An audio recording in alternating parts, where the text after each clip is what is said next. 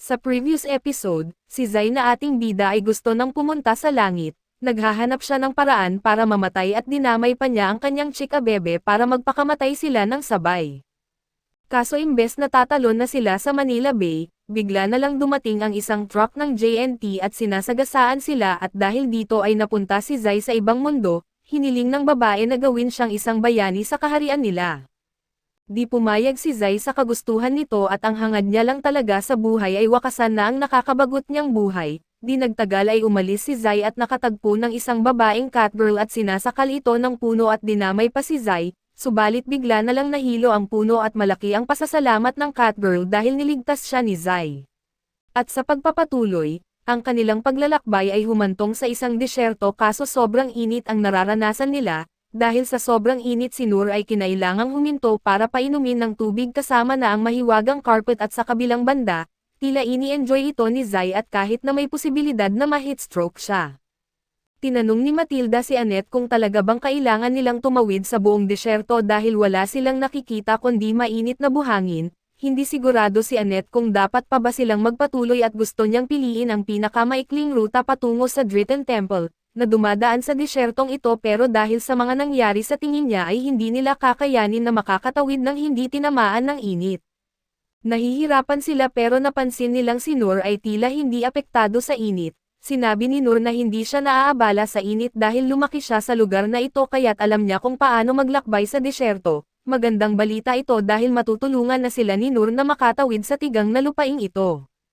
Ang unang tip ni Noor para makaligtas sa Death Desert ay mas ligtas maglakbay sa araw kahit mainit, sa gabi ay mas malaki ang tsansa na makasalubong ng mga halimaw o tulisan, kaya ang araw ay mas mabuting opsyon. Ngunit kahit na araw ay inatake pa rin sila ng mga bandido at ang pinuno ng mga bandido ay si Koro, isang nilalang mula sa ibang mundo at idineklara niyang ang teritoryong ito ay pagmamay-ari niya, kung gusto ng grupo na makatawid kailangan nilang magbayad ng bayad. Ayaw na sana ni Matilda na makipag-usap palalo na sa init ng araw pero wala silang magawa dahil naipit na sila, sinabi ni Annette kay Zai na magtago na lang sa kabaong pero dahil sa sobrang init, parang oven na ang loob ng kabaong kaya tinutusan na lang niya si Zai na manatili sa labas. Sinimulan ni na Matilda at Annette ang laban-laban sa mga bandido at dahil sa mga naranasan na nila sa mga pakikipagsapalaran, masyadong malakas sila para harapin ng mga bandido at gayunpaman, mukhang si Zai ay hinimatay na dahil sa heatstroke kaya't nagdesisyon si Koro na atakihin ang walang kalaban-laban na si Zai. Si Noor ay malapit kay Zai at tumayo para ipagtanggol siya mula kay Koro, pero natatakot pa rin siyang bunutin ang kanyang espada at huminto si Koro sa harap ni Noor at kinutya siya, sinasabing paano siya magtatanggol ng iba kung halata namang hindi pa siya nakahawak ng espada.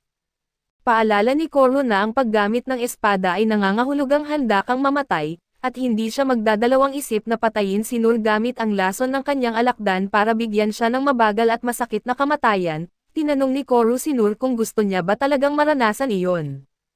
Ayaw ni Noor mamatay sa ganoong paraan pero mukhang gusto ni Zai kaya't dahan-dahan siyang lumapit sa alakdan ni Koro at hiningi na bigyan siya ng matinding kamatayan. Natakot si Koro kay Zai pero inakala niyang iniisip ni Zai na nagbibiro lang siya. Kaya para patunayan na totoo ang kanyang banta ay sinaksak niya si Zai ng alakdan at tinurukan ng maraming lason. Ang isang normal na tao ay agad na maghirap sa sakit pero sa kaso ni Zai, matapos siyang saksakin ng alakdan namatay ang alakdan sa halip. Nadismaya si Zai dahil buhay pa rin siya at labis namang nasaktan si Koro sa pagkamatay ng kanyang alakdan kaya sinugod niya si Zai upang gantihan ito at si Noor naman ay natakot pa rin. Hindi mabunot ang kanyang espada at nanatiling nakatayo habang si Koro ay sinusubukan na mapukpok ang ulo ni Zai. Ngunit bago pa man magawa ni Koro iyon ay narinig nila ang alulong ng isang hayop at kinilala ng grupo ni Koro na ito ay isang desert wolf. Agad silang umalis kaso nagbanta si Koro na gagantihan ang kanyang alakdan at nang makaalis na ang mga bandido, sinimulan ni Annette na gamutin ang sugat sa dibdib ni Zai. Kahit na nanalo sila sa laban ay malungkot pa rin si Noor dahil hindi niya nagawang lumaban noong pinakakailangan siya ng kanyang mga kaibigan, nilapitan siya ni Matilda at sinubukan na mapasaya at sinasabing hindi naman malaking bagay kung natakot siyang kumilos. Pwede niya itong bawiin sa susunod na magharap sila at nang matapos gamutin ni Annette si Zai, humingi ng tawad si Noor dahil hindi niya ito naprotektahan at sinisisi ni Noor ang sarili sa pagiging duwag kaso sinabi ni Zai na hindi ito kasalanan niya. dahil walang tao na nagsisimula agad bilang bayani. Ang mga tao ay nagiging mas malakas sa pamamagitan ng pagharap sa kanilang mga pagkakamali at patuloy na pagsulong kahit sa kabila nito, kaya't hindi dapat masyadong magalit si Noor sa sarili niya at sa kabilang banda, nag-aalala si Annette tungkol sa ingay ng halimaw na narinig nila kanina kaya't gusto niyang umalis na agad at hiningi kay Noor na pangunahan sila. Mas gumagaan ang pakiramdam ni Noor dahil alam niya na makakatulong siya, kaya pinangunahan niya ang grupo papunta sa lugar kung saan siya lumaki at ito ang isang bahay ampunan na tinatawag na Was Orphanage. Sinabi ni Noor na pwede silang magpalipas ng gabi doon. Pagpasok nila ay napansin ni Noor ang 3 pamilyar na mukha na matagal na niyang hindi nakita, at natuwa ang mga bata sa pagbabalik ni Noor matapos ang matagal na panahon at lumabas ang babaeng nagpalaki kay Noor at ito si Kathy. Tinanggap siya ng malugod sa kanilang tahanan. Tinrato ang buong grupo ng masarap na pagkain kasama ang mga ulila at talagang excited si Noor na matikman ang luto ni Kathy, at ang pagkain ngayon ay sobrang sarap dahil sa isang mabait na estranghero na madalas magbigay ng mga sangkap sa bahay ampunan kamakailan. Gusto talaga ni Kathy pasalamatan ang taong iyon pero wala siyang ideya kung sino ito. Isa sa mga bata ang kumakausap kay Noor at pinaalala sa kanya na sinabi niyang hindi siya babalik sa bahay ampunan hanggat hindi siya nagiging isang matapang na bayani. Kaya gusto nilang malaman kung nagawa niya na ito at pinagmamasdan ni Matilda si Noor para makita kung ano ang sasabihin niya, lalo na matapos ang kanyang takot sa nakaraang laban at alam ni Noor na hindi siya isang matapang na bayani pero sinabi niya sa mga bata na technically, bahagi siya ng grupo ng isang bayani at hindi naman siya nagsisinungaling dahil kasama nila si Zai na bayani mula sa ibang mundo. Itinanggi ni Zai na siya ay isang bayani at sinabi niyang isa lang siyang manunulat ng mga kwento, dahil dito ay tuwang-tuwa ang mga bata at hiniling nilang magkwento si Zai at pumayag naman siya at magsisimula na sanang magkwento ng isang malungkot na kwento, pero pinigilan siya ni Kathy dahil ayaw niyang matroma ang mga bata bago matulog. Kinagabihan ay natutulog na ang lahat ng mga bata at napansin ni Annette kung gaano sila kakyot, pero bigla silang nakarinig ng ingay ng halimaw mula sa labas at parang malapit na ito, lumabas si Kathy at sinabi na ang ingay na iyon ay galing sa isang lobo na matagal nang nananakot sa lugar na ito. Ang pag-iyak ng lobo tuwing gabi ay labis na nakakatakot para kay Kathy at dahil iniingatan niya ang mga bata, nilock niya ang pinto at binalaan ang lahat na huwag lalabas kung gusto nilang makaligtas sa gabi. Samantala si Zai naman ay nasa isang relax na night stroll at napadpad siya sa isang lugar na may naganap na malagim na massacre at ayon sa instinct ng mga nasa horror movie, dapat na siyang tumalikod at magkunwaring walang nakita pero para kay Zai ay mukhang interesante ito kaya nagpatuloy siya. Balik sa bahay ampunan, natutulog na ang lahat at mukhang hindi pa nila napansin na nawawala si Zai at sa di inaasahang pangyayari ay aksidenteng nasuntok ni Matilda si Noor sa mukha at habang natutulog si Matilda ay aksidente niyang nasuntok si Noor at nagising siya, dahilan para makita niya ang isang madilim na anino na tila nagtatago sa labas ng bintana. Naalala ni Noor ang sinabi ni Kathy tungkol sa lobo na gumagala sa lugar na ito kaya't natakot siya, pero gusto rin niyang protektahan ang lahat at kaya't kinuha niya ang kanyang espada at lumabas para tingnan kung may kakaiba, habang ginagawa ito ay nabangga niya ang isang lalaking may dalang basket ng gulay. Sa una ay inisip ni Noor na magnanakaw ang lalaki pero iginiit ng lalaki na wala siyang ginagawang masama, kahit na mukhang nakakahinala ang kanyang kilos at naisip ni Noor na ito siguro ang taong lihim na nagdadala ng pagkain sa ampunan. Kaya tinanong niya kung bakit hindi na lang diretsyong inihahatid ng lalaki ang mga pagkain at dahil tiyak na gusto siyang pasalamatan ng lahat. Sinabi ng lalaki na hindi na kailangan siyang pasalamatan, dahil masaya na siyang nakikita ang mga masayang mukha ng mga bata habang sinisilip niya sila sa mga bintana, bagaman medyo nakakatakot ang gawain ng lalaki pero alam ni Noor na mabuti ang kanyang intensyon, kaya't inimbitahan niya itong umupo at mag-usap. Tinanong ng lalaki kung bakit hindi niya nakita si Noor noon sa ampunan, kaya ipinaliwanag ni Noor na kasalukuyan siyang naglalakbay pero lumaki siya sa ampunan matapos mamatay ang kanyang mga magulang noong bata pa siya. Ang espadang dala niya ay pag-aari ng kanyang ama kaya't pinapangarap niyang maging isang bayani na karapat-dapat humawak ng espadang iyon, upang ipagmalaki siya ng mga bata sa ampunan at bagaman nahihirapan siyang magpakita ng tapang ay naantig ang lalaki sa kwento ni Noor. Binanggit niyang mahusay na bata si Noor, pero hindi naniniwala si Noor na may mahusay sa kanya at para mapapasaya si Noor, hiningi ng lalaki na ikwento ni Noor ang mga naging karanasan niya sa paglalakbay.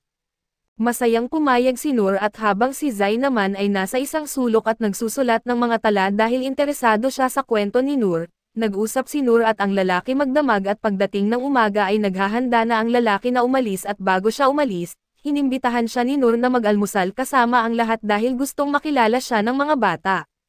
Pero kahit na pinahalagahan ng lalaki ang alok ay masaya na siyang tumulong mula sa lihim at ayaw niyang tanggapin ang anumang pasasalamat. Alam ni Noor na tila malungkot ang lalaki kaya't inalok niya itong samahan pa siya. Lumabas sina Noor at ang lalaki sa disyerto at dahil sa matalas na pangamoy ng lalaki ay mabilis nilang natagpuan ang isang oasis. Dito nagsimula silang kumuha ng mga gulay para sa ampunan at samantala, sa ampunan ay naiinip na si Zai sa mga bata kaya bumalik siya sa kanyang kabaong upang hindi na siya magulo pa. Natatawa sina Annette at Matilda sa ginawa ni Zai pero narinig nila ang ingay sa labas at nagulat nang makita ang maraming pagkain na nakahain sa kanilang pintuan. Kinagabihan ay pagod na pagod si Noor mula sa buong umagang paghahanap ng pagkain, pero masaya siya dahil nakapagbigay siya ng pagkain para sa ampunan at nakasama ang lalaki. Ilang sandali pa ay pumasok si Kathy na balisa at dala ang masamang balita. Inakala ni Noor na tungkol ito sa dami ng pagkaing dinala sa ampunan pero sinabi ni Kathy na isa sa mga bata na si Nate, ay dinukot ng grupo ni Toro.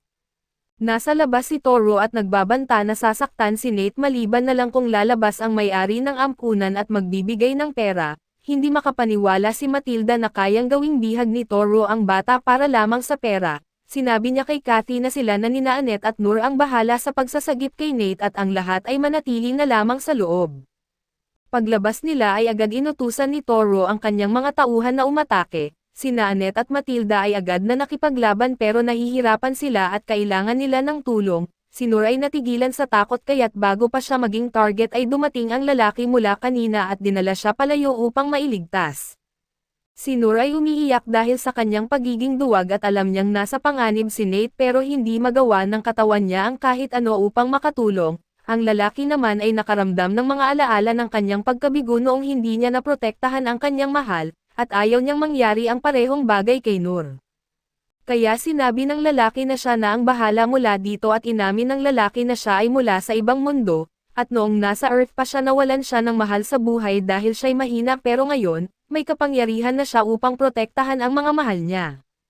Nag-transform ang lalaki at ibinunyag na siya ang lobo na kinatatakutan ng mga tao sa lugar. Hindi siya nag-aksaya ng oras at agad na inatake si Toro at ang kanyang mga tauhan. Nang malaman ng grupo ni Toro na ang lobo ang kanilang kalaban ay agad na binitawan ni Toro si Nate at tumakas.